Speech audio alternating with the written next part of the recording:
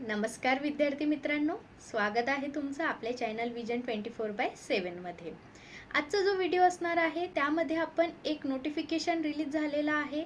तर नोटिफिकेशन कुठलं म्हणजेच की एअरपोर्ट ऑथॉरिटी ऑफ इंडिया यांनी जे आहे पोस्टसाठी कुठल्या तर ज्युनियर एक्झिक्युटिव्ह ही एक पोस्ट आहे। तर या पोस्टसाठी त्यांनी जे आहे नोटिफिकेशन रिलीज केलेलं आहे। तर आजच्या व्हिडिओमध्ये आपण संपूर्ण माहिती जी दिलेली आहे नोटिफिकेशनमध्ये ती सविस्तर जाणून घेणार आहे।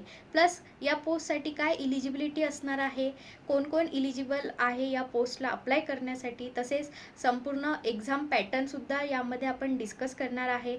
प्लस फॉर्म फिलअप कसा करायचा आहे, काय लास्ट डेट आहे फॉर्मची, application fees and other instruction ज्या जनरल इन्स्ट्रक्शन आहेत, सर्टिफिकेट्स अँड ऑल रिलेटेड, त्या सविस्तर आपण जे आहे आजच्या व्हिडिओमध्ये जे आहे डिस्कस करणार आहे। तर व्हिडिओ जो आहे तो शेवटपर्यंत नक्की बघा। तुम्हाला संपूर्ण माहिती जी आहे या पोस्ट रिलेटेड संपूर्ण माहिती जी आहे या व्हिडिओ थ्रू जे आहे तुम्हाला मिळणार आहे। तर विद्यार्थी मित्रांनो, बघूया काय दिलेलं आहे नोटिफिकेशनमध्ये। तर बघा, एअरपोर्ट ऑथॉरिटी ऑफ इंडिया यांच्या वतीने जे आहे ज्युनियर एक्झिक्युटिव्ह हे जे आहे एअर ट्रॅफिक कंट्रोल हे जे एक डिपार्टमेंट असतं, तर त्या डिपार्टमेंटमध्ये जे आहे ॲज अ पोस्ट जी आहे ती म्हणजे ज्युनियर एक्झिक्युटिव्हची पोस्ट जी आहे ती रिलीज केलेली आहे। याच्या ज्या वॅकन्सीज आहेत त्या रिलीज झालेल्या आहे। तर बघा, आता वॅकन्सीज बद्दल जनरल इन्फॉर्मेशन जी आहे काय दिलेली आहे। तर बघा, नेम ऑफ पोस्ट म्हणजेच काय ज्युनियर एक्झिक्युटिव्ह, त्याच्यानंतर टोटल जे आहे 309 टोटल जे आहे 309 वॅकन्सीज जे आहेत या पोस्टच्या आहेत। तसेच कॅटेगरी वाईज सुद्धा नंबर ऑफ पोस्ट जे आहे तिथे मेन्शन केलेले आहे। जनरलच्या किती, EWS किती, OBCच्या किती टोटल सीट्स आहेत, 72 सीट्स आहेत OBCच्या, जनरलच्या 125 सीट्स आहेत, EWSच्या 30, SCच्या 55 आणि STच्या टोटल 27 अशा ज्या सीट्स आहेत या सीट्सचं बायफर्फिकेशन सुद्धा जे आहे इथे मेन्शन केलेलं आहे। तसंच फिजिकली हँडिकॅप कॅन्डिडेट्सच्या सुद्धा जे आहे टोटल 7 वॅकन्सी जे आहेत त्यांच्यासाठी इथे रिझर्व आहे। तसेच बघा, आता नेक्स्ट जे इन्फॉर्मेशन काय दिलेली आहे, तर suitable categories of benchmark disabilities and functional requirements for the post identified suitable for persons with benchmark disabilities, म्हणजेच काय की फिजिकल डिसॅबिलिटीजच्या जे कॅन्डिडेट्स असणार आहेत या कॅटेगरीमधून जे फॉर्म भरणार आहेत त्यांच्यासाठी काय फंक्शनल रिक्वायरमेंट आहे हे सुद्धा इथे मेन्शन केलेलं आहे की कुठल्या कुठल्या स्किल्स ज्या आहेत त्या मस्ट असणार आहेत, जसं sitting, standing, bending, hearing, communication, reading and writing, seeing, manipulation with fingers, ह्या ज्या स्किल्स आहेत ह्या असायला हव्या। त्याच्यानंतर बघा, नेक्स्ट जे इम्पॉर्टंट पॉइंट जो आहे इथे मेन्शन केलेला आहे तेच म्हणजे काय एज्युकेशनल क्वालिफिकेशन। तर म्हणजे इसेन्शियल जे आहे इलिजिबिलिटीची इसेन्शियल जे दिलेली आहे माहिती हे जे आहे इथे संपूर्ण मेन्शन केलेली आहे। तर बघा, एज्युकेशनल क्वालिफिकेशन काय असायला हवं, तर बॅचलर्स डिग्री जी असायला हवी विथ 3 इयर्स, म्हणजे 3 वर्षाची bachelors degree in science subject म्हणजे BSc विथ फिजिक्स, म्हणजेच काय यामध्ये तुमचं फिजिक्स आणि मॅथमॅटिक्स हे 2 सब्जेक्ट्स तुमचे कंपल्सरी असायला हवे तुमच्या BSc मध्ये, किंवा बॅचलर्स डिग्री इन इंजिनिअरिंग, म्हणजे इंजिनिअरिंग मध्ये ज्यांनी बॅचलर्स केलेलं आहे ते सुद्धा इलिजिबल आहे। परंतु यामध्ये बघा, फिजिक्स आणि मॅथमॅटिक्स हे जे 2 सब्जेक्ट आहेत हे एका तरी सेमिस्टरला असायला हवे इंजिनिअरिंगच्या तुमच्या डिग्रीमध्ये, म्हणजेच काय BSc किंवा बॅचलर्स इन इंजिनिअरिंग म्हणजे इंजिनिअरिंग डिग्रीचे जे स्टुडंट्स आहेत ते याला अप्लिकेबल आहेत, बट त्यांचे कंपल्सरी सब्जेक्ट जे फिजिक्स आणि मॅथमॅटिक्स हे जे आहे कंपल्सरी सब्जेक्ट्स आहेत। तर ही मिनिमम एज्युकेशनल क्वालिफिकेशन जी आहे त्यांनी इथे मेन्शन केलेली आहे। प्लस बघा, नोटमध्ये सुद्धा डिग्री जी आहे तुमची एका रेप्युटेड किंवा रेकग्नाइज युनिव्हर्सिटी किंवा कॉलेजमधून तुमची असायला हवी, आणि percentage of marks, pass marks और इक्विव्हॅलंट ऑफ बॅचलर्स डिग्री। तर त्याच्यानंतर कॅन्डिडेट्स हॅव्हिंग BE और BTech और BSc engineering degrees are allowed to apply where essential qualification is prescribe at bachelor's degree in engineering. तर जी आहे तुम्हाला सांगितलं की बॅचलर्स डिग्री किंवा BSc डिग्री जी आहे ती असायला हवी, परंतु मॅथ्स आणि फिजिक्स हे कंपल्सरी सब्जेक्ट्स आहेत। त्याच्यानंतर बघा, 4th जो पॉईंट मेन्शन केला आहे तो म्हणजे मॅक्सिमम एज लिमिट किती आहे, तर 27 इयर्स जे आहे कंप्लीट असायला हवी आहे मॅक्सिमम एज लिमिट. त्याच्यामध्ये रिलॅक्सेशन दिलेलं आहे, तर रिलॅक्सेशन 5 इयर्स जे आहे रिलॅक्सेशन आहे SC ST कॅटेगरीसाठी, आणि 3 इयर्सचं रिलॅक्सेशन आहे ते म्हणजे OBC कॅटेगरीसाठी जे आहे 3 इयर्सचं रिलॅक्सेशन टोटल OBC कॅटेगरीसाठी आहे. प्लस 10 इयर रिलॅक्सेशन कोणासाठी आहे, तर PWBD कॅन्डिडेट जे आहेत त्यांच्यासाठी जे आहे 10 इयर्सचं टोटल रिलॅक्सेशन आहे. त्यानंतर बघा आता मोस्ट इम्पॉर्टंट डेट्स मेन्शन केले आहे की ऑनलाईन अप्लिकेशनची ओपनिंग डेट जी आहे ती आहे 25 एप्रिलपासून जे आहे फॉर्म्स जे आहेत रजिस्ट्रेशन जे आहे ओपन झालेलं आहे, आणि लास्ट डेट जी आहे फॉर्म फिल करायची ती म्हणजे 24 मे आहे. त्याच्यानंतर एक्झाम डेट जी आहे ती त्यांची जी साईट आहे AAIची www.aai.aero या साईटवरती जाऊन जे आहे आपल्याला फर्दर नोटिफिकेशन किंवा फर्दर अपडेट्स जे आहे एक्झाम रिलेटेड ते आपल्याला बघायला मिळणार आहेत. त्याच्यानंतर बघा बेसिक जे आहे त्यांनी रेन्युमरेशन म्हणजे बेसिक पे वगैरेची इन्फॉर्मेशन जी आहे ती दिलेली आहे. ज्युनियर एक्झिक्युटिव्ह ही जी आहे ग्रुप B ची पोस्ट आहे. त्याच्यानंतर याचं बेसिक पे जे आहे ते 40,000 ते 1,40,000 म्हणजे 40,000 टू 1,40,000च्या मध्यामध्ये जे आहे यांचं बेसिक पे असणार आहे. प्लस जे डिअरन्स अलाउन्सेस अँड अदर जे बेनिफिट्स आहेत ते सुद्धा यांनी इन्क्लूड जे केलेले आहे त्यांची इन्फॉर्मेशन सुद्धा यांनी इथे दिलेली आहे. म्हणजे टोटल CTC जी असणार आहे या पोस्टसाठी ती असणार आहे 13 lakhs पर ॲनम. ही जी आहे टोटल CTC असणार आहे ज्युनियर एक्झिक्युटिव्ह या पोस्टसाठी. त्याच्यानंतर बघा नेक्स्ट जे आहे त्यांनी अदर इन्फॉर्मेशन सुद्धा जे आहे तिथे दिलेल्या आहेत. त्यामध्ये त्यांनी दिलेलं आहे की कोण कोण हे फॉर्म जे आहे फिलअप करू शकतो, तर इंडियन कॅन्डिडेट जे आहे इंडियन नॅशनल जे आहे तेच हे या पोस्टसाठी जे आहे अप्लाय करू शकतात. त्याच्यानंतर जे फायनल सेमिस्टरला स्टुडंट्स असतील म्हणजे BSc 6 सेम जे जर ज्यांचं 3 इयर्स डिग्री असली तर जे त्यांच्या लास्ट सेमची एक्झाम देत असेल किंवा लास्ट सेमिस्टरला असतील किंवा बॅचलर्स डिग्री इन इंजिनिअरिंग जे करत असतील आणि ते त्यांच्या लास्ट 8 सेमिस्टरला असतील तर ते सुद्धा या एक्झामचा फॉर्म जो आहे तो फिल करू शकतात. तर इथे त्यांनी ते मेन्शन केलेलं आहे सर्व. त्याच्यानंतर सर्टिफिकेट्स अँड ऑल जे तुम्हाला लागणार आहे जसं OBCला नॉन क्रिमिलियर सर्टिफिकेट जी आहे ते इथे मस्ट आहे. तर सर्टिफिकेट कुठल्या फॉर्मॅटमध्ये आणि कुठल्या फायनान्शियल इयर वगैरेचं लागणार आहे की तुम्हाला नॉन क्रिमिलियर सर्टिफिकेट हे 25-26 फायनान्शियल इयरचं जे आहे इथे लागणार आहे. तर त्यांनी हे याची इन्फॉर्मेशन सुद्धा जे आहे इथे सगळी मेन्शन केलेली आहे. ओके, हे जे आहे तुमचे सर्व सर्टिफिकेट रिलेटेड इन्फॉर्मेशन यामध्ये पूर्ण सविस्तर दिलेली आहे. सर्वच कॅन्डिडेट्सला जे ज्या कॅटेगरी थ्रू ज्या कॅटेगरीमधून फॉर्म फिल करणार आहेत तर त्यांच्या जे डॉक्युमेंट्स नेसेसरी असणार आहे त्या डॉक्युमेंट्सबद्दल जे आहे सर्व माहिती इथे इन्स्ट्रक्शनमध्ये त्यांनी दिलेली आहे. त्यानंतर बघा नेक्स्ट पॉईंट सिलेक्शन प्रोसेस कसं असणार आहे.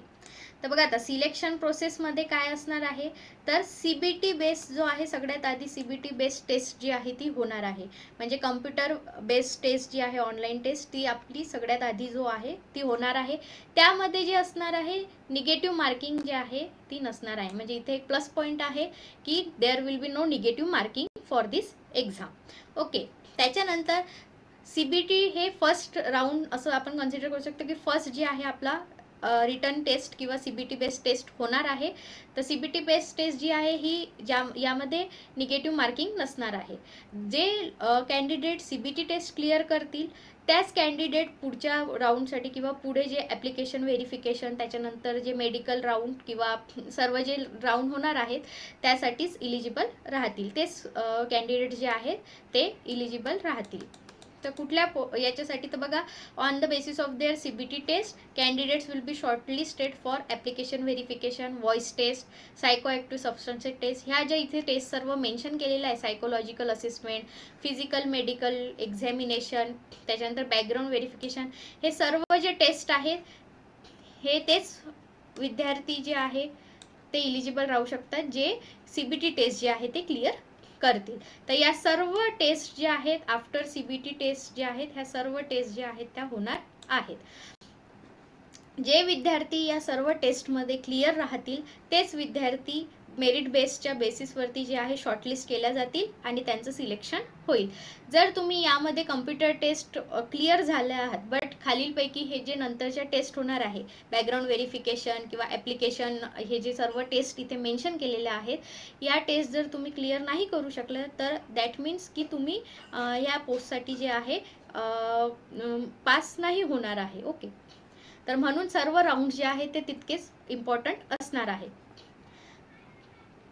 त्याच्यानंतर इथे सर्व त्यांनी इन्फॉर्मेशन जे आहे दिलेली आहे की जसं ॲप्लिकेशन व्हेरिफिकेशनच्या वेळेस जे आहे सर्व तुम्हाला ओरिजिनल सर्टिफिकेट्स लागणार आहेत along with your proof identity, आणि एक सेट जो आहे तुम्हाला सेल्फ अटेस्टेड फोटोकॉपीजचा लागणार आहे. तुमचे जेवढे पण सर्टिफिकेट्स नेसेसरी असणार आहेत डॉक्युमेंट व्हेरिफिकेशनसाठी अँड ऑल, तर ते सर्व सर्टिफिकेट्सची तुम्हाला एक फोटोकॉपीसुद्धा, सेल्फ असिस्टेड फोटोकॉपीसुद्धा तिथे लागणार आहे. त्याच्यानंतर जे पण म्हणजे जे कॅन्डिडेट्स ऑलरेडी वर्किंग आहे इन एनी सेक्टर, जसं गव्हर्नमेंट सेक्टरमध्ये जे आहेत, समजा स्टेट गव्हर्नमेंट सेक्टरमध्ये असतील, पब्लिक सेक्टरमध्ये असतील किंवा ऑटोनॉमस बॉडीमध्ये असतील, तर त्या सर्वांना जे आहे नो ऑब्जेक्शन सर्टिफिकेट हे तिथे कंपल्सरी जे आहे मेन्शन करावं लागणार आहे. त्याच्यानंतर इथे त्यांनी बघा दिलेलं आहे की प्रेझेन्स,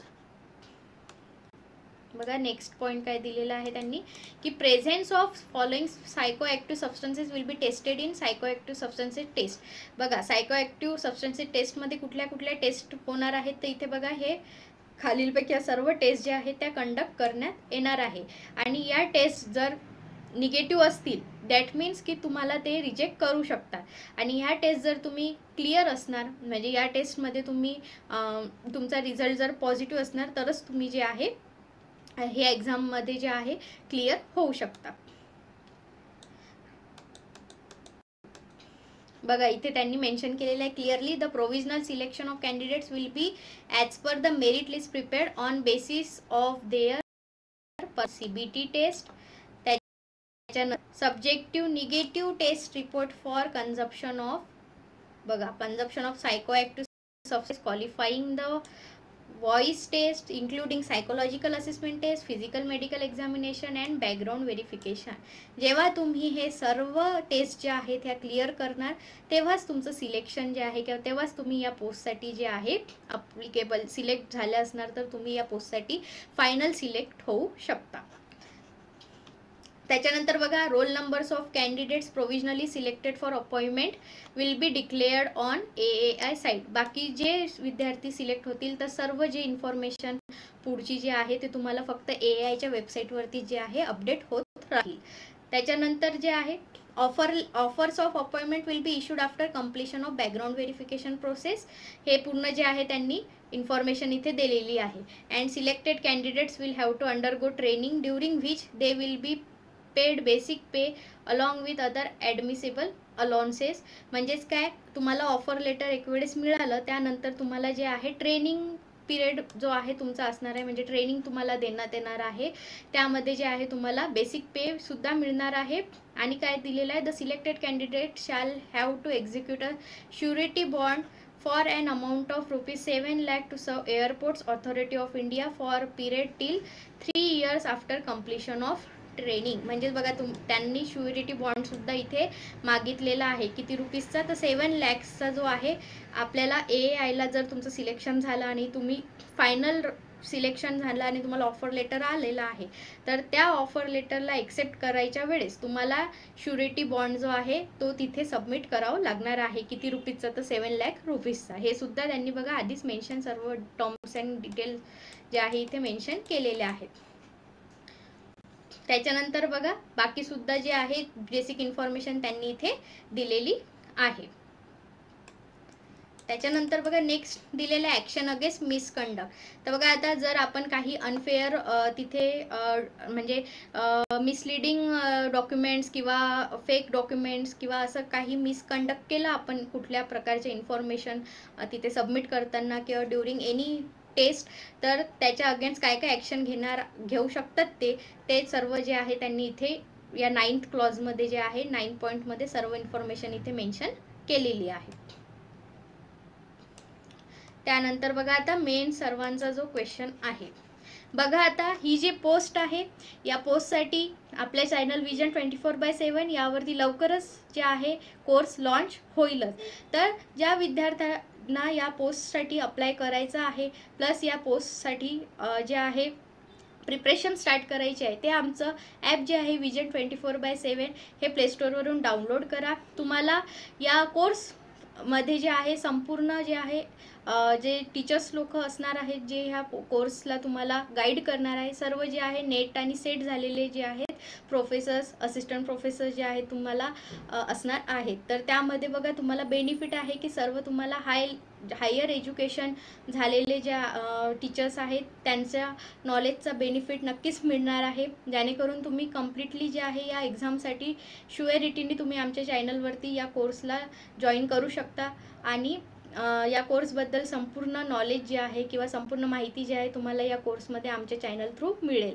तसेच तुम्हाला एक आणखी बेनिफिट आहे की आमच्या चॅनलवरती जे आहे तुम्हाला फ्री टेस्ट सिरीज मिळणार आहे। तुम्ही प्ले स्टोअरवरून जाऊन ॲप डाउनलोड करा आणि चॅनलला आमच्या ॲपवरती जे आमचं ॲप आहे त्यावरती जाऊन तुम्ही संपूर्ण डिटेल्स जे आहेत ते बघू शकता।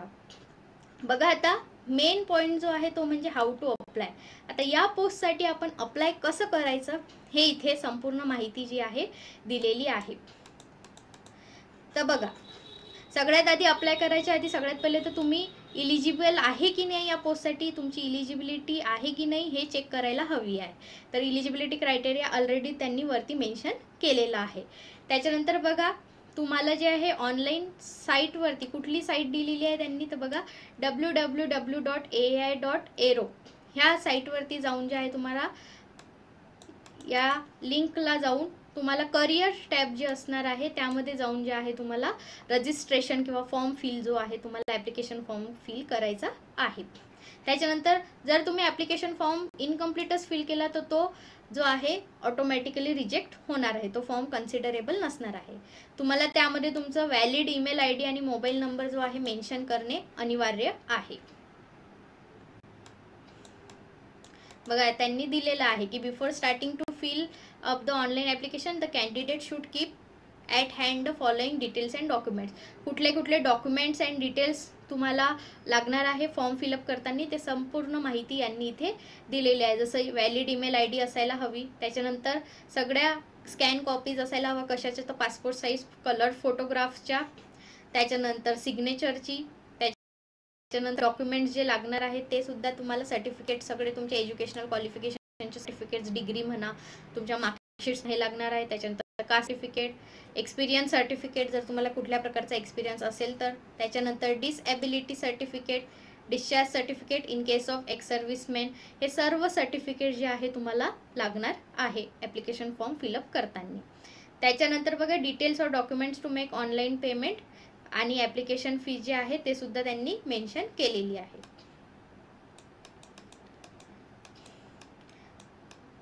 आता बघा त्यांनी इथे हे पण सांगितलेले साईज अँड फोटोग्राफची साईज, सिग्नेचर कशा फॉर्मॅटमध्ये काय साईज वगैरे असायला पाहिजे हे त्यांनी इथे क्लिअरली मेन्शन केलेलं आहे की जसं फोटोग्राफची इमेज जी आहे तुमची passport size photograph with white background, बघा एकदम क्लिअर जे आहे तुम्ही इन्फॉर्मेशन वाचायला हवी जेणेकरून तुमची काही चूक होणार नाही फॉर्म भरताना।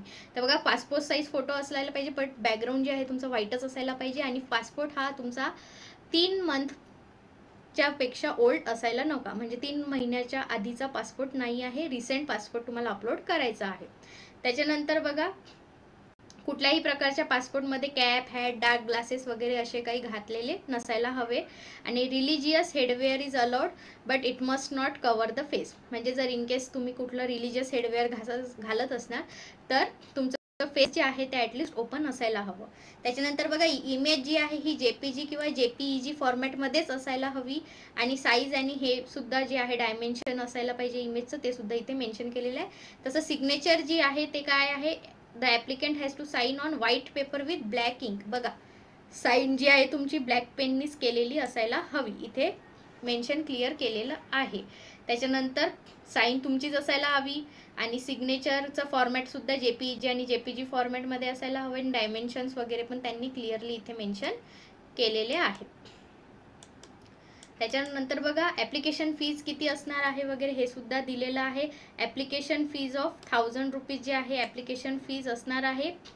GST वगैरे कुठल्याही प्रकारचं नसणार आहे. ॲप्लिकेशन फी हे 1000 rupees inclusive of GST to be paid by candidate through online mode through जे आहे आपल्याला ॲप्लिकेशन फी इथे सबमिट करायची आहे.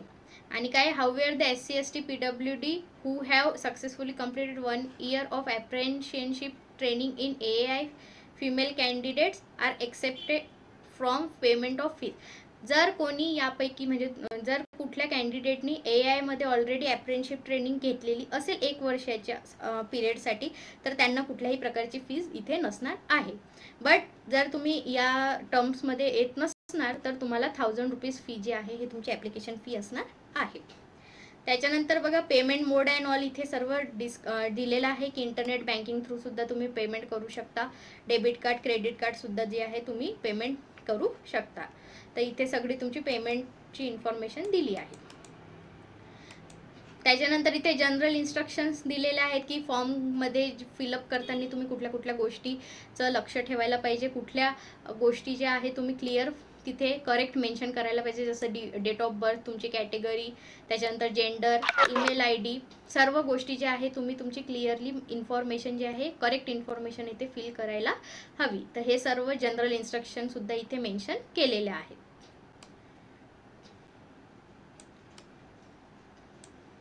तर बघा सर्व इन्फॉर्मेशन जे आहे तुम्हाला या साईटवरती जे आहे सर्व इन्फॉर्मेशन इथे मिळणार आहे. कुठली www.aai.aero ही जी आहे या पोस्टसाठी सर्व इन्फॉर्मेशन तुम्हाला या साईटवरती जे आहे इथे मिळणार आहे. तर विद्यार्थी मित्रांनो आपण सर्व इन्फॉर्मेशन या ज्युनियर एक्झिक्युटिव्ह ही जी पोस्ट आहे याबद्दल आपण सर्व इन्फॉर्मेशन इथे या नोटिफिकेशनमध्ये संपूर्ण नोटिफिकेशन जे आहे मी तुम्हाला जे पण हायलाइटेड पॉईंट्स होते ते सर्व तुम्हाला क्लिअरली मी इथे सांगितलेले आहे. ज्या विद्यार्थ्यांना ते विद्यार्थी नक्कीच या पोस्टसाठी अप्लाय करा. लास्ट डेट 24 मे आहे. तर त्याआधी जे आहे तुम्ही सर्व या पोस्टला जे पण इलिजिबल आहेत ते अप्लाय करू शकता. तसेच विद्यार्थी मित्रांनो आमच्या चॅनल विजन 24/7 वरती या कोर्सबद्दल जे आहे तुम्हाला लवकरच कोर्सबद्दल सुद्धा इन्फॉर्मेशन देण्यात येईल. प्लस सिलेबस सुद्धा जे आहे टोटल पूर्ण जे संपूर्ण सिलेबस आहे ह्या सिलेबसची इन्फॉर्मेशन सुद्धा तुम्हाला आमच्या चॅनलवरती लवकरच मिळणार आहे. डिटेलमध्ये आपण सिलेबस सुद्धा बघणार आहे या पोस्ट रिलेटेड. तसेच या संदर्भात बॅच सुद्धा लवकरच आमच्या चॅनलवरती लॉन्च होणार आहे. तर विद्यार्थी मित्रांनो हा व्हिडिओ जो आहे तुमच्या इतर फ्रेंड्सला सुद्धा शेअर करा जेणेकरून त्यांना सुद्धा या पोस्टबद्दल माहिती मिळेल. तसेच आणखी काही डाऊट्स असतील तर तुम्ही कमेंट सेक्शनमध्ये सांगू शकता. आणि लवकरच जे आहे तुम्हाला ह्या कोर्स जे आहे आमच्या चॅनलवरती लॉन्च होणार आहे. तर ज्यांना कोणाला या पोस्टसाठी अप्लाय करायचं आहे आणि या पोस्ट रिलेटेड जर तुम्हाला गायडन्स हवं असेल तर आमच्या कोर्सला जॉईन करू शकता. संपूर्ण माहिती जी आहे आमच्या चॅनल विजन 24/7 हे जे ॲप आहे तुम्हाला या ॲपवरती जे आहे संपूर्ण माहिती जी आहे ते मिळून जाईल. तसेच विद्यार्थी मित्रांनो आमच्या चॅनलला सबस्क्राईब करा. व्हिडिओ आवडल्यास व्हिडिओला लाईक करा आणि शेअर करा. थँक्यू.